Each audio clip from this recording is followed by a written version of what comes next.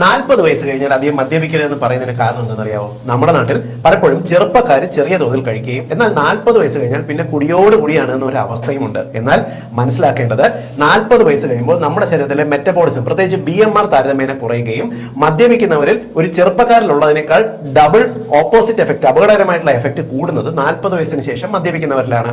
ഇത് പ്രധാനമായിട്ടും നമ്മുടെ മെറ്റബോളിസം മോശമാക്കുന്നത് കൊണ്ട് തന്നെ നമ്മുടെ കരളിനെ ഇതിനെ ഡീടോക്സിഫൈ ചെയ്യാനുള്ള ഒരു സാധ്യത കുറഞ്ഞു വരികയും കരളിനെ ഇത് വളരെ പെട്ടെന്ന് ബാധിക്കുകയും ചെയ്യും. ഇതേപോലെ തന്നെ നമ്മുടെ തലച്ചോറിനെ ഇത് ബാധിക്കുന്നതിന്റെ ഭാഗമായിട്ട് നമ്മുടെ തലച്ചോറിന്റെ പ്രവർത്തനം സ്ലോ ആകുകയും നമ്മുടെ ഉറക്കം കുറയുകയും ചെയ്യും. മാത്രമല്ല നമ്മുടെ തലച്ചോറിന്റെ കോഗ്നിറ്റീവ് ഫംഗ്ഷൻസ്, മെമ്മറി, അതായത് ഓർമ്മശക്തി, ഇതെല്ലാം താരതമ്യേന കുറഞ്ഞു വരുന്ന ഒരു അവസ്ഥയുണ്ടായി എന്ന് വരാം. ഇത് നമ്മുടെ രക്തക്കുഴലിനെ ബാധിക്കുന്നതിന്റെ ഭാഗമായിട്ട് നമ്മുടെ ഹൃദയത്തിന്റെ പ്രവർത്തനത്തിന് പ്രത്യേകിച്ച് ഹാർട്ട് അറ്റാക്ക്, സ്ട്രോക്ക് പോലുള്ള അവസ്ഥകൾ ഉണ്ടാകാനുള്ള സാധ്യത വളരെയേറെ കൂടി വരുന്നുണ്ട്.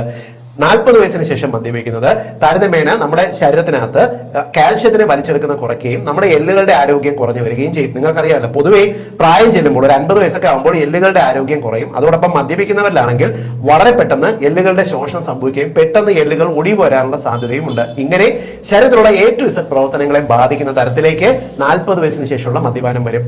40 വയസ്സിന് ശേഷമുള്ള ആൾക്കാർക്ക് വേണ്ടി ഒന്ന് ഷെയർ ചെയ്തോളൂ.